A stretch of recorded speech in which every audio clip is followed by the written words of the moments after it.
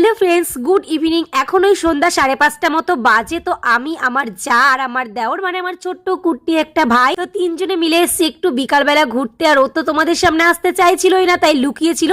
তবু আমি জোর করে একটু দেখিয়ে দিলাম। দেন বাড়িতে এসে দেখি এখানে আমার তোজো বাবু এক হাতে ঘন্টা তো আরেক হাতে ধূপকাঠি নিয়ে আরতি করছে। তারপর আমরা দুজন রেডি হয়ে গেছি। আমরা একটু যাব বাজারে টুকিটাকি কেনাকাটা করতে, কারণ কি কাল আমার বরমাসের বার্থডে আর আজ মিডনাইটে একটু ছোট্ট করে সেলিব্রেশন করব। তাই এখানে একটা টি শার্ট নিতে চলে এসেছি। টি শার্ট কেনার পর আমরা আবার একটা অন্য দোকানে গিয়েছিলাম, সেখান থেকে কেনাকাটা করে এখান থেকে দেখো আমরা অনেকগুলো ফুচকা খেয়ে নিয়েছি, কারণ কি ফুচকাটা অনেক টেস্টি ছিল। ফুচকা খেয়ে সোজা চলে এসেছি চিপসের দোকানে, কারণ বাচ্চাগুলোকে বাড়িতে রেখে এসেছি, তাই এখান থেকে ওদের জন্য দুটো চিপস নিয়ে নিয়েছি।